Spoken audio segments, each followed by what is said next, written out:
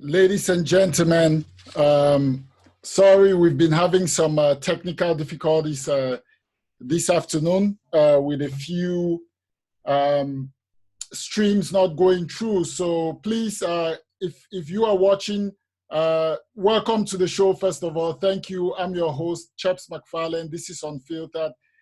We've had some technical difficulties, and I'm just trying to ensure that everything is 100 out there. If you're watching and everything is 100, please indicate in the comment section so that we can know here and then we can proceed. I just got this going, so I'm not sure how it looks out there as of now, but that has been the reason for our delay trying to get it on. So if you are watching, please just indicate so that we can know that the show is live and everything is working well. Due to these difficulties, I would have to add our guest on the show, Ms. Habiba Cooper. So let me just send an invitation for her to join the show. So, ladies and gentlemen, be patient. Thank you for joining on this lovely Saturday evening. We have a very, very, very exciting and well-packed show with information and things that are going to inspire you. But just give me 2 minutes. Let me figure out how to get our guest in. She was in here. She had to step out because we had to stop the production in order to fix the technical difficulties. So we are just resuming, and because of that, Zoom has kept her out. So I have to bring her back in. I will do that in a few minutes, and we will get the show rocking. So please stay put. Let me get our guest in, and then we'll get going with the show. She had to step out because we had to stop. Just try and look. All right, I see your comments, and it seems as if everything is 100. Thank you, Dawson, and thank you, Don, for joining. Thank you, Dawson, for joining. Thank you, all of our viewers. Thank you very much. I appreciate you joining. This is Unfiltered, your host, Chaps McFarlane. I want to say out at the right set that the views, the comments, the discussions on this show do not represent the views of any of my employers or former employers or the employers or former employers of the guests appearing on this show. The views, comments, discussions, or anything related to this show are solely that of this show alone. Thank you very much.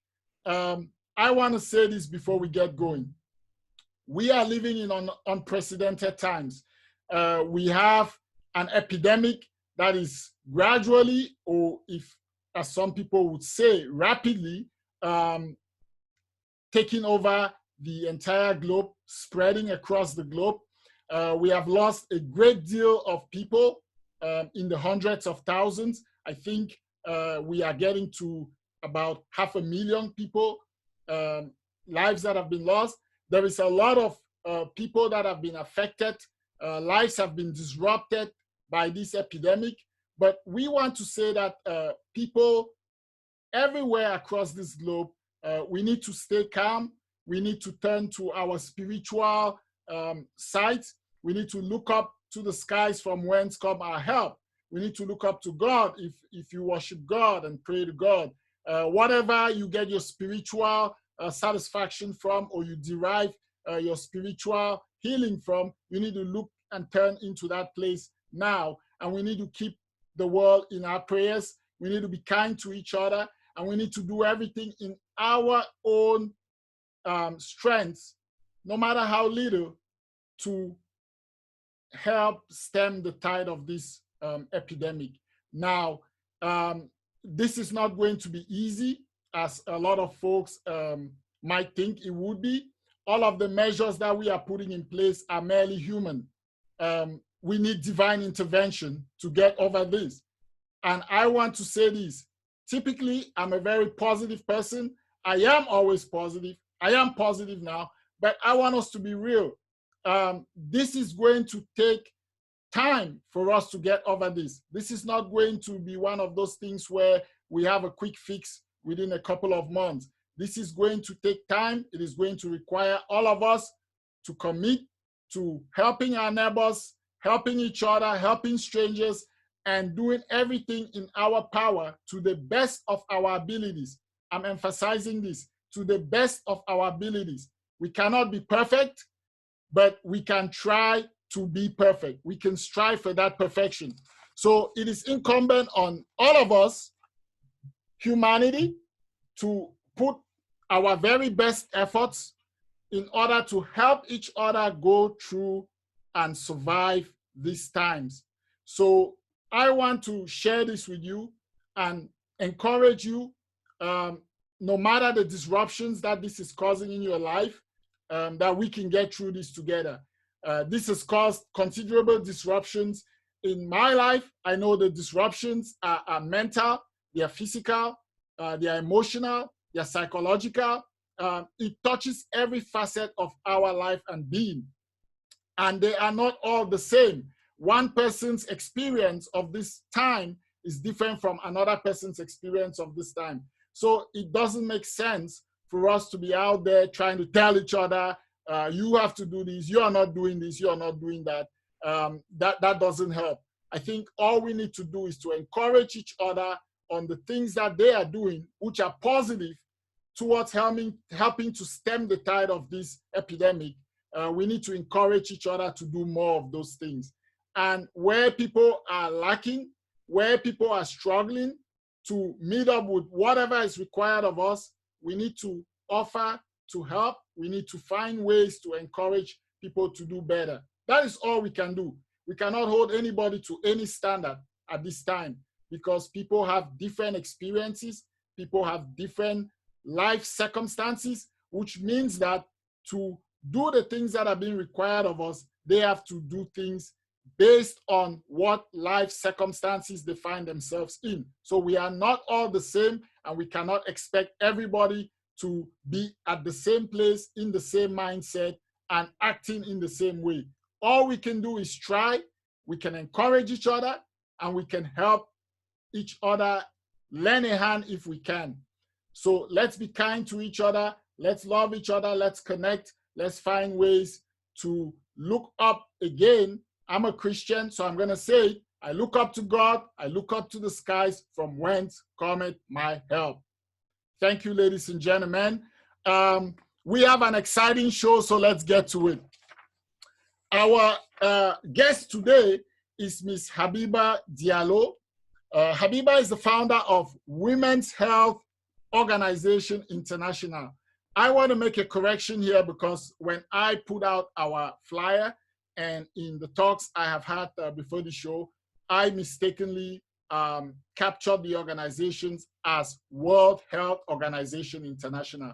It is not World Health Organization International, it is Women's Health Organization International. So that is my mistake, and I just wanted to set the record straight. So Ms. Diallo is the founder of this incredible organization. She has been using this organization to build awareness about fistula since 2008 at the age of 12. She has appeared in Forbes, the UNFPA, Huffington Post, CBC, and the Atlantic Business Magazine. In 2015, she published a book for young adults called Yeshialem Learns About Fistula. She is an award-winning writer, public speaker, and an American Express-Ashoka Emerging Innovator in 2014. In 2015, she was listed as one of the UK's top 10 Black future leaders by Powerful Media. Ms. Diallo was one of Canada's top 20 under 20 in 2013 as well.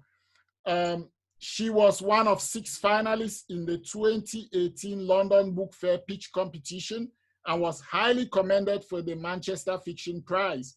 In May of 2019, she was invited by Minister Maria Monsef to speak on a panel about ways to advance gender equality in Canada. Most recently, she was selected to be a young director as part of the Girls 20 Girls on Board initiative.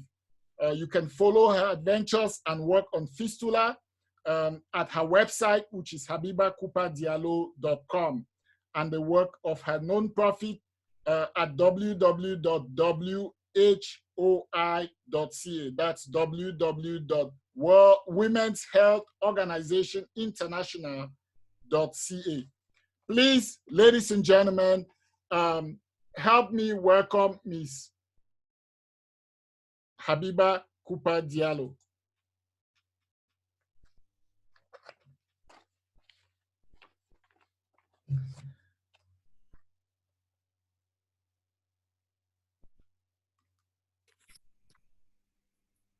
Oh, there you are. Hello. Hi, thank you and welcome to the show. I want to apologize because we've been in the green room, me and you, trying to figure out what was going on with the stream, and it's taken us pretty much an hour to get to that, but we are here nevertheless. Thank you for your patience and for the time, and we are happy to have you here on the show. Thank you. It's a pleasure to join you. I think we're going to have an exciting discussion. Thank you for extending the invitation, and thank you. I believe we are, and why don't we get right to it? You know, I understand, and I know you from back in university. We did some things together. You have a West African heritage, also a Jamaican heritage. You're a woman, you're a Black woman for that matter, a strong one for that matter. So can you tell our viewers, you know, how have all of these things helped formulate your worldview? That's a great question. Like you said, I'm multi-heritage, and then I was born and raised here in Canada. There's that expression, third world kid, that terminology. Some people, they would refer to people with the kind of background and heritage I have as that. And what I'd say my heritage has afforded me is just such great insight, such a rich insight and perspective into the world. I'm able to engage with people in such a nuanced way. It broadens your mind, you know, because I guess every culture, every background has a certain set of norms sometimes. And in each cultural community, there is an extent of groupthink, you could say, as much as we all have our own individual ideas and perspectives, simply based on who we are as a human being and based on the environment in which we grow up. There is a certain element of groupthink or shared ideas within distinct cultural groups. And I'd say being from more than one and then growing up in a society with so many cultures around me, I'd say it's just given me such a rich outlook of the world and on life. Interesting. Let's talk about, you know, this virus that is has been an epidemic out there. We're going to get into the more substantive part of the show around the work that you do. But because this is something that is ravaging the planet as we speak, I just thought it's fair that we at least get your perspective on it, especially given that you do work, you have an organization that is all concerned about women's health, right? So, you know, what are your thoughts initially about, you know, what is going on with this epidemic and perhaps how we should be responding, given that we all have different lived experiences, we all have different circumstances, and we are all asked to respond in a uniform way which is often problematic when people have different circumstances or realities to deal with. So what are your thoughts? Yeah, definitely. The uniformity of the response is very problematic. We're not all equal in this epidemic. We're all being told to stay home and to self-isolate, which is important, and we should all take our precautions. We should all follow the rules that our governments and that the WHO has been giving us.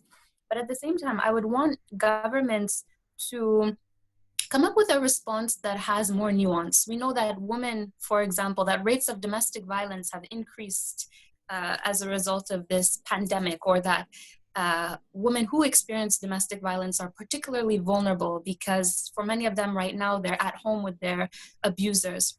Poor people, they experience it differently. People on the streets, people living in shelters, people who are sickly or who live with chronic conditions. So I definitely think we need to be more creative in coming up with alternatives. When you hear world leaders just telling everyone, stay home, it's a great thing for some of us to protect ourselves. But what if you are abused as a child, if you're abused by your parents, or if you're a woman, you're abused by your husband? What does staying home mean for you? That's not a safe place for you. In many instances, the streets are safer for those people. So I agree that we need to be more creative and come up with a more nuanced response. Well said. And we'll talk about this more as we go through the show. I just wanted to get your thoughts off the bat. But let's talk about some of the more exciting things that you are into. So how did you first learn about fistula and its impact on women's health? I first learned about it when I was 12 years old. I happened to be surfing the internet that summer. I came across an article. There was a young woman from Niger in West Africa named Anafgat, and she suffered from this condition. And it was my very first time hearing about it. And most people haven't heard about this condition, I have to say that. Anyway, this article brought it to my attention, and I found it so devastating and so appalling. And her story, she had been married early. She gave birth to a stillborn baby boy. Then sometime later, after the birth, she developed this obstetric fistula, which means she was always leaking waste products as a result of it, because she had a hole in her birth canal, between her private parts. This could mean bladder, it could mean rectum. And then she was always leaking waste products. Her fistula was treated, but then in spite of that, sometime later, she developed an infection, and she died due to complications of that infection. And the part about her having an infection, I read of that in a subsequent article. So in the first article, she was dead. Then I found another article. In the first article, she was alive, sorry. And then I found another article on her, and she was dead. And that changed my life. And since then, I've been involved in this fight to bring an end to obstetric fistula. So that is how I first learned of it. And so in a bid to sort of fight this, you started this organization, Women's Health Organization International. Tell us a little bit about this organization. Mm-hmm. Indeed. So we're a nonprofit dedicated to combating obstetric fistula through awareness building, through advocacy, and through fundraising. We recently launched our first initiative to treat women suffering from this condition in Ghana. So that's an ongoing project, which we hope to wrap up soon. So we're fundraising to treat 10 women, so 10 fistula surgeries. We're halfway to our goal. We were in Ghana last year to learn more about the condition there, how women are coping with it, what services are available to them, and what organizations or institutional bodies are helping to take care of those women. So that is the goal of my nonprofit. We're very committed to this. It's an ongoing issue. It's an ongoing fight, though I'm convinced that we will bring an end to this because it's something that's completely treatable. It's an old condition. It's thousands of years old. It was known in ancient Egypt. It was an issue for people in ancient Egypt, yet it's still an issue for women today. The plan is to as part of the new United Nations SDGs, Sustainable Development Goals, the objective is to end fistula within a decade, right? So by 2030, I do think that with concerted efforts, we can achieve that. We just need to be committed. There needs to be political will, and there needs to be financial backing of the effort. So we can Right. bring an end to it. We can. Well, that is really good. Thank you for giving us that explanation. And for our viewers who are not aware about fistula and some of the challenges, I think this is very informative. What are the biggest challenges you faced in bringing this vision of Women's Health Organization International to life? And how have you navigated some of these challenges? Great question. Mobilizing people can be a challenge, has been a challenge, mobilizing people to support the effort, to support our objective, and to be committed to it in the same way that we are. So that has been challenging. Financially, it's been challenging as well. Getting people or companies, for example, to commit to supporting our effort through in a monetary way. That's not easy. That hasn't been easy, especially as a small nonprofit. I must put that out there. So those have been some of my main challenges. I mean, I persist. I just work to overcome them. I keep working at it because when you have a vision, you have a vision. And if you're determined, then nothing will stop you. I'm convinced that in time, it's just a matter of time before I receive all the support that I'd like to receive, you know? But it's definitely a work in progress.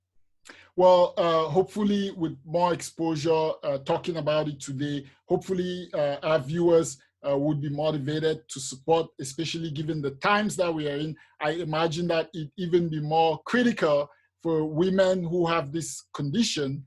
They need more help now, given that the COVID-19 epidemic is rapidly spreading across the globe. And, that is just another thing that these women have to deal with.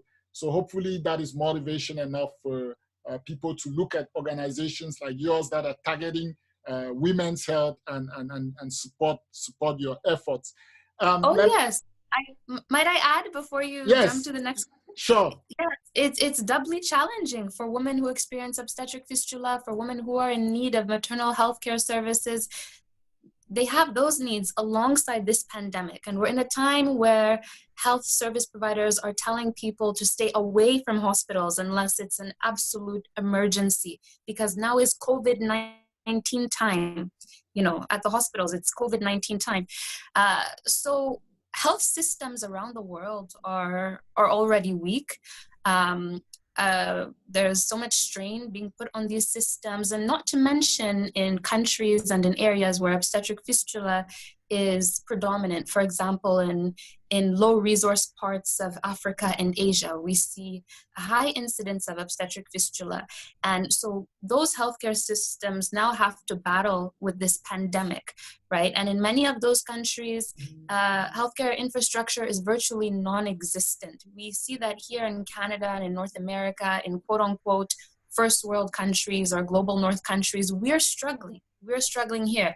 America doesn't have enough ventilators. Italy, Canada, we do not have enough ventilators for what epidemiologists predict will be needed, right? So not to mention in countries where we have high numbers of obstetric fistula. So these are all things we have to take into account. And definitely at a time like this, women who suffer from this condition or women who are pregnant and about to go into labor, they have a lot of challenges. And not only in low resource countries, even in America or in Canada, women who are about to give birth are facing a lot of challenges now because hospitals are restricting the number of visitors who can accompany them into the hospital. Some hospitals are saying not even spouses are allowed, So what does that mean for a woman who's about to go into labor? Many are opting for home births. The rate of home births has gone up as a result of the pandemic. Right. But a home birth requires midwives or doulas or a good support system.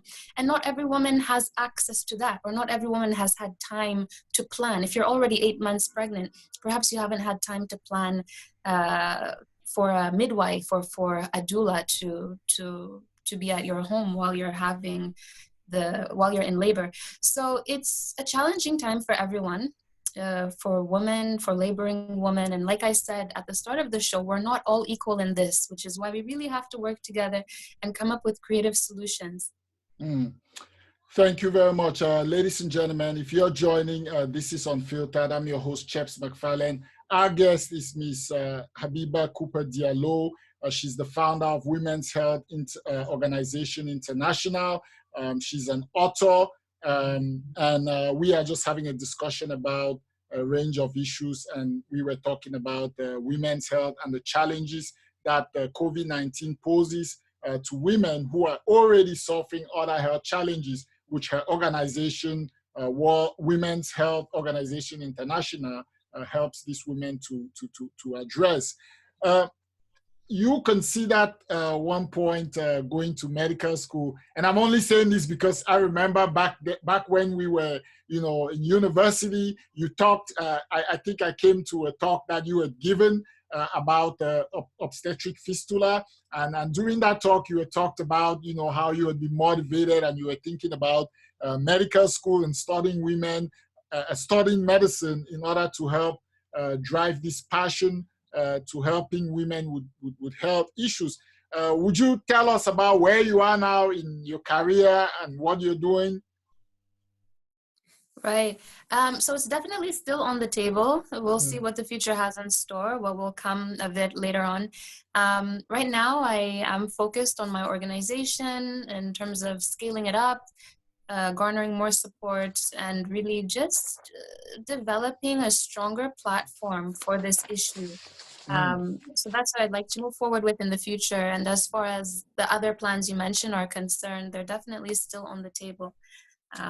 Well, that's good to know, and we wish you all the best with whatever efforts. Certainly, this is a very important work that you are doing, and we wish you more success as you continue on that work. In May of 2019, Minister Monsef invited you to speak on a panel about ways to advance gender equality in Canada. Tell us about that experience, what it meant for you and for the Women's Health Organization International to get that kind of recognition. It was an exciting and an important experience, and indeed it was such an honor. It meant a lot for me to receive that recognition. Minister Maria Monsef, she's a federal minister. She sits in our Prime Minister's cabinet. She's in Justin Trudeau's cabinet. So for me to have sat on a panel with her was an honor. And on the panel, there were other panelists from corporate. So she's one of the directors at BMO. There was also the CEO of CanWatch. So that's a Canadian nonprofit. They work to support women around the world and to combat maternal health issues, maternal mortality, for example, and other issues affecting women and their reproductive health. So sitting on that panel it was great to share the work that I've been doing through WOI, the work that I've been doing around obstetric fistula, and for it to be recognized as important and as necessary work, and also to tie it into what's happening here in Canada as far as gender equality is concerned, what the government is doing, the programs the government has rolled out. I mean, we now have this feminist assistance policy, and that shapes how we engage with the rest of the world in terms of supporting maternal health programs globally. And as part of that panel, there was discussion, and the purpose of it was to talk about how we can advance gender equality through PPPs, so public-private partnerships. What is the role of the private sector in supporting this work? So that was very interesting. And of course, the private sector does have a role to play, and we see various private sector organizations contributing to an extent to bolster the government's efforts, so there needs to be a partnership. It definitely can't be one or the other. The government tries. I don't think the government can necessarily do it all. And that's where the role of the private sector becomes important. Very well said. And certainly organizations like yours help to bridge that gap or fill in that gap where the public and private partnership meets. Given the ongoing pandemic, we may have talked a little bit about this, but given the ongoing pandemic with the COVID-19 virus, how is your organization gearing up to help women in areas where you operate, given that many of them already contend with fistula, obstetric fistula, and other reproductive health challenges for which your organization primarily helps them to address? Ultimately, we'll be continuing with the work that we've already been doing as far as supporting women who live with obstetric fistula is concerned, supporting them, helping them access treatment, helping to finance their treatment. And given that this new issue, the pandemic, has just been sort of thrust upon us, what we can do in that regard is to help build awareness and advocate for those vulnerable, needy women wherever they are, and urge our governments to pay attention to them in the way that everyone needs a lot of attention in a time like this with COVID-19. So it is tricky. I think with compassion we can make it work, but definitely there are some groups who are more vulnerable than others in this situation. Yes. So I'm wondering if there are any groups that are reaching out to you and saying, you know what, you already do work in this area, you already work with a number of women, perhaps we could partner up and do that public awareness around, while we're doing public awareness around, fistula and the other reproductive health challenges, also do public awareness around the COVID-19 virus. Is that something that is happening, or is that something that you think should happen? I think it's a brilliant idea. It's not something that's happening. No groups have reached out. I'm definitely open to it. And now that you mention it, I do think that it's a brilliant idea and would be something that's important to do. All right. Let's talk about something that, I know you've mentioned that some of the challenges you face or the organization is financial support, because that is really what it takes to do that work. So what can people do to support this work that you are doing, and how can they support? They can donate. A little goes a long way. To treat one fistula patient, it's $925 Canadian. That covers the cost of her surgery and whatever other post-operative, so after the operation or before the operation, things she might need. But a little goes a long way. So if they're able to contribute, whatever you're able to contribute, visit our website, whoi.ca, whoi.ca. Our fundraiser is ongoing. We would be so grateful to have your support, to have your contribution. Like I said, we're almost to our goal. So whatever you're able to contribute, we welcome it, and we would be grateful to have it. So that's one way people can support, and that would be very appreciated support. Well, that is very good, ladies and gentlemen. You are listening to Ms. Habiba Cooper Diallo, founder of Women's Health Organization International. We're talking about the work that she does with that organization. You've heard how you could support this work, especially given this moment in time when we are also battling another epidemic on another front. These women who already have reproductive health challenges more than ever need all the support that we can give. We're talking about women who have children, who are looking after families, And given the circumstances, I think it's really, really important that we find ways in supporting in any measure that we can. Let's talk about your passion for fighting against inequality. You were born in Canada. You were born of immigrant parents, one originating from West Africa, the other from Jamaica. You grew up in this country. I must acknowledge this is a very beautiful country with a lot of things that are very positive. How has your growing up in Canada helped you in your fight against inequality, especially against the girl child? Thank you for that question. It's helped me in different ways. At the beginning of the show, I said growing up here and then being of dual heritage has afforded me such a rich perspective of life and of the world. So you realize that it's made me realize that inequality is something that happens globally, that affects people globally. And there are hierarchies, there are levels of privilege. You could be in a quote unquote high resource first world country, but you might be a woman, you might be Black. Already you're in a hierarchy, you're in a certain, there are strata. So that it's made me aware of that. I've grown up here, I've had access to health services, to education, to free education that's funded by tax dollars. That's a great thing. I never had to buy textbooks. So for example, those are some privileges. In other places, you realize that's not always the case. When I've traveled, I realized that's not always the case. I've had access to running water and electricity. All of those things make life very easy, they help. But I'm of immigrant parents. My parents, they had their own struggles. They could tell you their stories.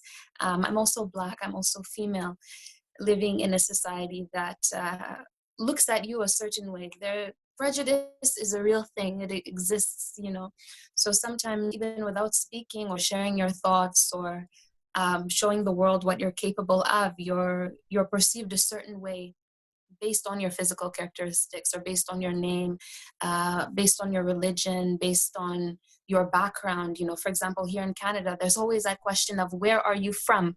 To people like me who are born and raised Canadian, and then you tell them I'm from here, and then they'll say, no, where are you really from? And then you'll say, from here. And then they'll say, okay, where are your parents from? And at that point, I just find it so amusing because I'm thinking, do you know my parents? Or, or I'm thinking, well, why don't you find them and ask them? Now you want to know where they're from. What's your relationship to them? Even growing up here, I've experienced a lot of inequality or a lot of injustice just based on those things that I've just described, Right. And so that too has shaped my fight against inequality. And it's something you have to do on both fronts, that I have to do at here in my home country, where I was born, where I was raised, where I'm a citizen. There's that fight for inequality. Then also on the global front, because you have women like the obstetric fistula patients who don't even have access to a basic C-section when their labors become complicated. That's not an issue we have here in Canada. So it's a very good question, and I always bear in mind, and I'd always like to remind people and ask people to bear in mind too, that there are hierarchies. There are hierarchies wherever you are in the world, even if you're in an economically prosperous or quote unquote developed country. You have to look at those in that country who have the least privilege. I really like that that deconstruction of privilege in formulating it as there are hierarchies of privilege, and sometimes we don't see it when it's easier to identify some other person's privilege, and it's often difficult to sometimes identify your own privilege. But more importantly, sometimes it's really hard for people to deconstruct, to know that there are hierarchies of privilege, as you've said. So I really like that perspective. Now, what in your view has helped you cultivate the discipline that has helped you, succeed in all of these things that you are doing, be it for humanity, for women, your fight against inequality, your own self, striving to build your own portfolio? Right off the bat, I'd have to say that determination, that will, that desire to see things through the end. I have that. I'm very much, I'm patient and I'm committed. I don't get discouraged easily. Even if I'm not seeing results, I say, okay, you know what, that's just how it is for now. I keep working on it, I will see results. So that's helped me remain disciplined at all times. Also, having a certain structure or doing things regularly. If you do small things regularly, that's how you develop habits, right? So developing certain habits, getting used to doing them regularly, even if they're not fun. Sometimes you have to work, you have to organize things. I organize events, I do different things for my organization, or even in my own personal life that aren't necessarily fun, but you got to do it in order to get where you want to be. And I have to mention my religion as well. It's good. I'm a Muslim, and there are many aspects of the religion that, if you follow them, will help you be very disciplined, very, very disciplined. So, yeah. That's very interesting perspective, and it even situates it in a broader context, given your faith as a Muslim woman. I think that was one of the intersections that I didn't include when I asked the question about your worldview, but I'm glad that you put that up there for our viewers to know. Let's talk about you being an author and a writer. When did you figure out that you liked writing? It was, I want to say it was a long time ago, but some viewers might say it wasn't a long time ago. 10, 13 years, 15 years, that wasn't too long ago. But for me, it was a long time ago. When I was younger, so when I was a little kid, in school, in elementary school, I really enjoyed writing stories whenever we were given assignments to create stories or to be creative. And it's in part due to my love of reading. I've always had a love for reading, for literature. I can remember that at 9, 10 years old, I would read 7 books at a time, 7 novels at a time. I really loved it. And that's something that stayed with me throughout life. So I realized early on that I loved writing. And I'm just going to put this out there. We know your mother is a very well-renowned writer and author. So did that have any influences on your love for writing or what? I have to say it has had an influence, because I've been around her since day one, of course, and I've been exposed to her work since I can remember. So it has rubbed off on me, just listening to her present her work, reading her work. It's rubbed off on me. Certainly, I can tell. You were one of 6 finalists in the 2018 London Book Fair pitch competition and was highly recommended for the Manchester Fiction Prize. Tell us about that, and tell us about that experience, and what is your interest in fiction, given that you wrote a book about something very real to women, such as obstetric fistula. Okay, so the London Book Fair pitch competition in 2018, that was a lot of fun. I remember when I received the email first saying that I had been longlisted, and then sometime later I received another email saying I had been shortlisted and I was invited to London to go and pitch, and that was very exciting. And so, first of all, I have to say that it wasn't for the work I did on fistula, for my short fiction on fistula. It was for another fictional piece, a longer work of fiction that I have and that I'm working on, that I was selected to go to the London Book Fair. So I went, I pitched before a group of judges. These were all literary agents. And it was in the middle of a book fair with thousands of attendees there. So there was a live audience. There were people there watching us, the 6 of us, as we pitched. Was it nerve-wracking? Yes, it was a little bit, but I would imagine. Yeah, I mean, I went there, I had a goal, I had an objective, so I did it. It was fun. And it's always good to be tested, because as human beings, we don't really know what we're capable of Mm-hmm. unless we're put in certain situations and unless we're challenged. So that was exciting for me.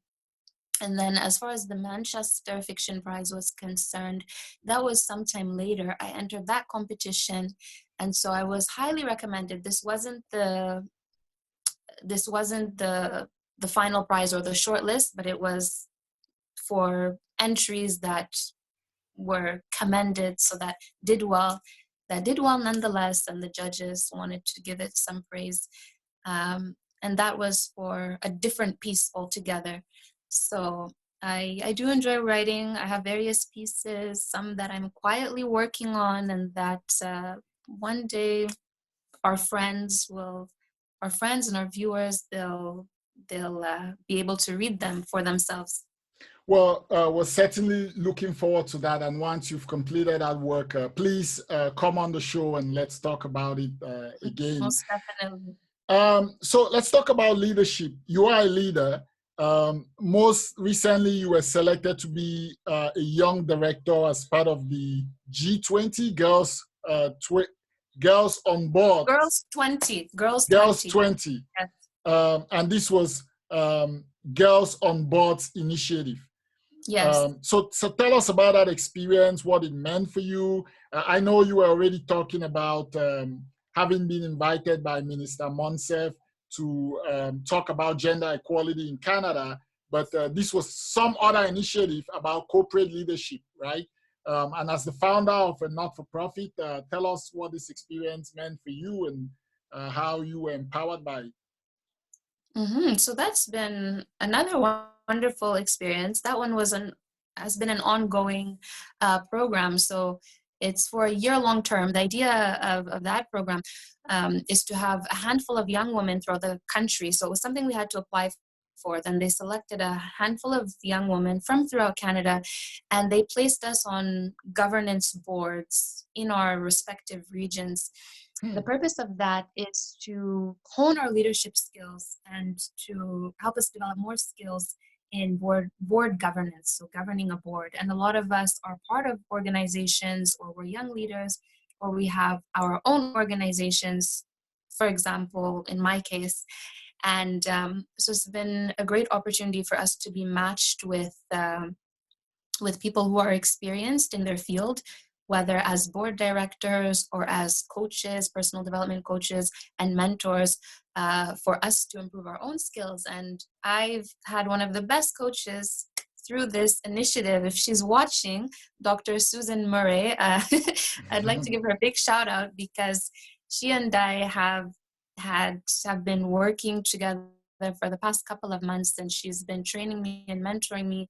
And it's been such a joy and such a pleasure to learn from her, because she's so experienced and has given me such great advice and directives in terms of how I can really take my work forward. That is a nice conclusion, because we're going to segment into mentorship. That was my next question.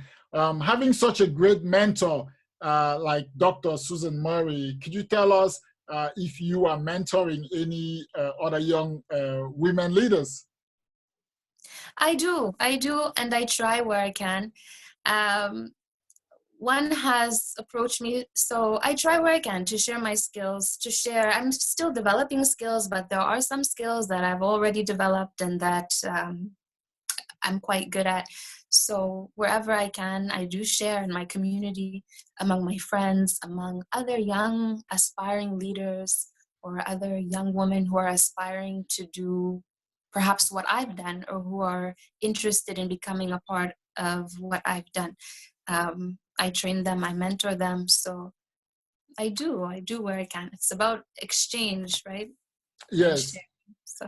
So given all of these experiences, what are your thoughts about entrepreneurship, especially within, say, the Black communities, immigrant communities, and especially for our women? Entrepreneurship is necessary. It's vital for our communities and for our women too. Economic stability is important for every community, and for ours especially where you have us as, say, Black people or African descended people. We have such diverse demographics within ourselves. You have those Right. of us who are immigrants, who have found themselves in a new country, and so there is that need to be financially stable. Entrepreneurship can be a way to achieve that, and entrepreneurship is also a way to be self-reliant. As far as women are concerned, it's very important for us too, because the reality is many women find themselves in a situation where they're at the mercy of someone else. So the mercy of their partner, a husband or a boyfriend, some partner. And you never want to be at someone's mercy. It's always good if for whatever reason you can depend on yourself. Actually, this is a very important point. And it's a discussion that comes up a lot, I would say, for me and with my friends and with other people close to me when we talk and when we get together. The need for women to be self-reliant, because like I said, you never want to be at someone's mercy. Hopefully, if you are, that's a very nice person. But a situation like that can easily lead to abuse, to financial abuse, to physical abuse. And you might feel that you have no recourse, no way out, because, well, you might not be educated. So that means your chances of getting a job are slim. Or if you do get a job, it might be a low-paying job, and then if there are children involved, then you'll think, well, how will I provide for my children as a single mother?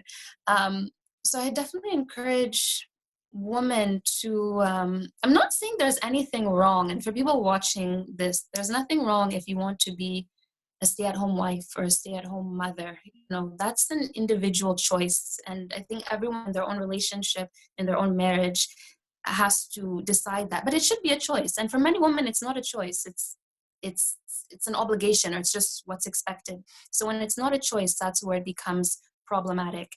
And at the same time, women should always have at the back of their minds that anything could happen to your partner. He could lose his job. I'm going to be just very direct now. He could lose his job. He could become ill. He could die. What then? So those are just things that women need to know. Being self-reliant, it's a blessing. It's a good thing. There's no problem in that. Right. There's no problem in that at all. So entrepreneurship is the way to go. Excellent. Well put.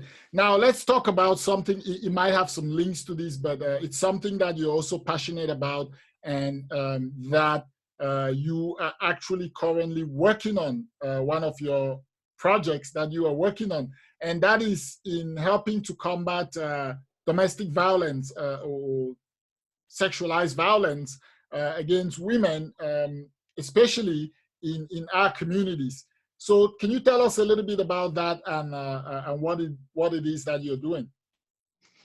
So just within the last week, I launched this campaign called I Am Isa, in response to wife murder, wife killings, because sadly, a lot of women recently, there's been a series of murders by their husbands. And my attention was drawn to this by murders in the Guinean community, so the West African Guinean community. I must say it's not an issue that affects Guinean people only. It's a global issue, affects women everywhere, regardless of their race, religion, culture. But just in what's motivated me in particular was a series of murders in the Guinean community.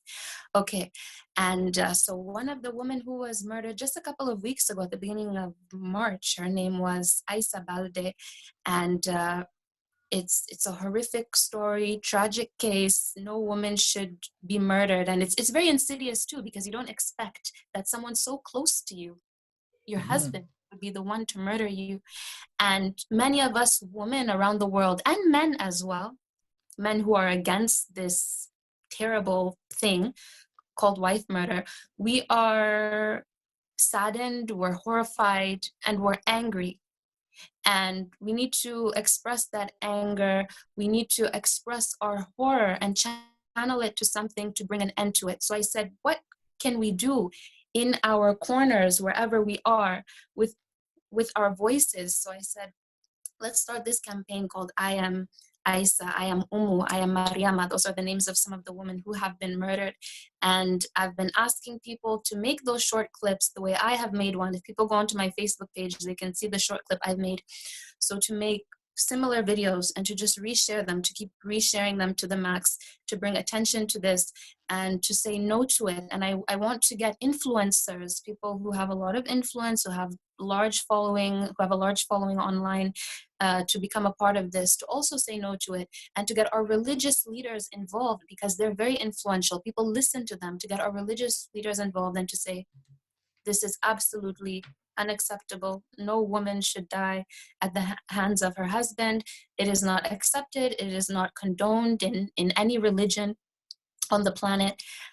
So men, a lot of men need to get this idea of ownership out of their minds, that I own her, she's my property, she's my object, therefore I can do whatever I want with her. If I'm upset with her to the point of beating her so badly, or to the point of wanting to murder her, that I can act on it. You cannot act on it. I mean, in this case, they have acted on it, but we definitely need to have discussions around this, because it's a crisis and women are dying, and any woman can be affected by this. So it's not only a woman's issue. We also need men, concerned men who are against this, to join us and to say no to wife murder. So the campaign is called I Am Aisa. I hope everyone will go onto my Facebook. I'm sure you can share links after this, somewhere in this, to Right. join our campaign, because we have to end this once and for all, immediately. Right. Thank you very much. That is a really worthy initiative. I know we have a zero tolerance policy for domestic violence in this country. Yet, despite that, it is a crisis. It is something that is prevalent in communities, and we know that most communities, especially the immigrant ones, it is something that is live. And you, as a Muslim woman, it is something that definitely is prevalent in your community, and you've talked about it. But it's a global issue, and I think that we really need to do more. Men, we need to stand up, speak out against, violence against women. It is not acceptable. And hopefully, in this time when we are facing a pandemic, and some of the measures that are being put in place require us, to seclude ourselves, as you were speaking earlier, might provide opportunities for abusers to perpetrate their abuse, because they are in confined spaces now with the victims of this abuse.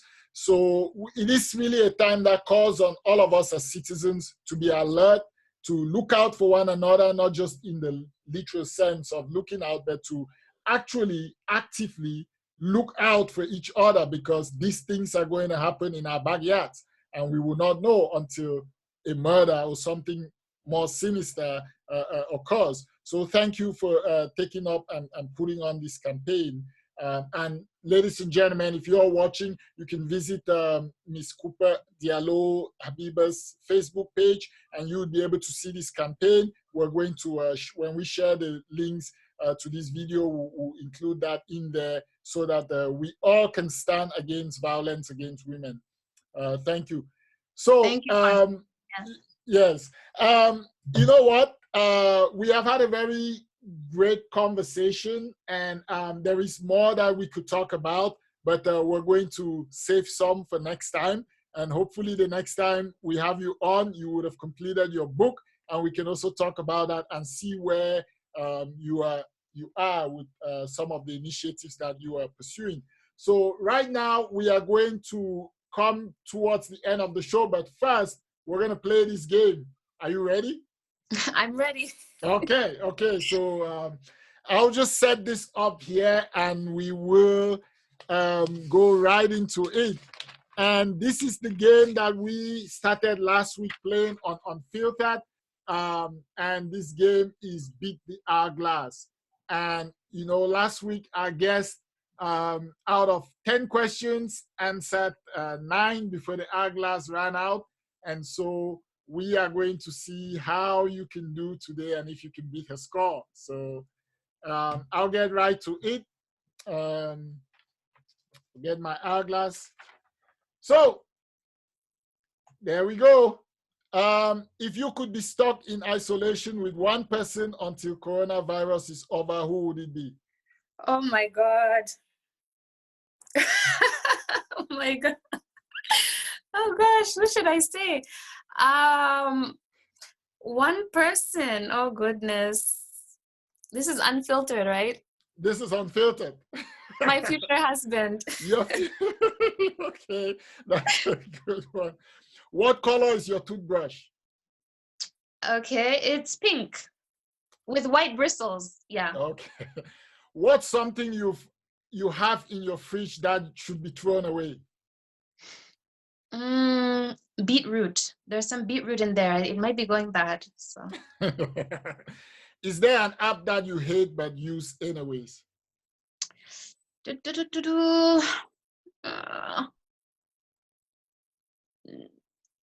No, I wouldn't use it. I don't think I would use it if I hated it so much. Okay. No, can't think of it. Where would you like to travel next if money wasn't an issue? Mali.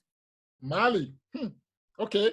If you could be a cast member on any show or movie, what one would you choose? Golden, the Senegalese drama, Golden. Okay. Name something weird you do when no one is looking. I dance all the time. Okay. We could turn the cameras off and you could give us a little number. If you could shrink anything and take it with you wherever you go, what would that be? My robe. What is number one on your bucket list? Go to Mali. What is the longest you've ever gone without a shower? Oh, 2 days. Time is up. Well, you did really good. I mean, you answered, I would say you actually answered 8 questions because you skipped 2, but that was really good. I'm impressed with your answers. Thank you so much for coming on the show. We really appreciate it. I didn't say this at the outset because the technical difficulty sort of got me off my gears here a little bit. But actually, this month of March, we have dedicated our show to celebrating women. And so for all the 4 episodes we've had this month, we've actually had women as our guests talking about a range of issues. Oh, so great work. You were the finale of this celebration. So thank you so much. We really appreciate you for sharing your perspective and also for the work that you do in advancing women's health. And we ask all of our viewers to visit Women's Health Organization International, their website, Google it, donate whatever. WHOI.ca. Yes, and donate what you will to support the work that is being done by that organization. And also visit Habiba's Facebook page and see the campaign that she's launched in standing against domestic violence and violence against women. And we really appreciate you coming. It's been exciting. I look forward to having you back again on the show next time. Thank you very much. Thank you so much, Chebs. It's been a pleasure. I will join you anytime. This has been wonderful. All right. That wraps it up for us, ladies and gentlemen.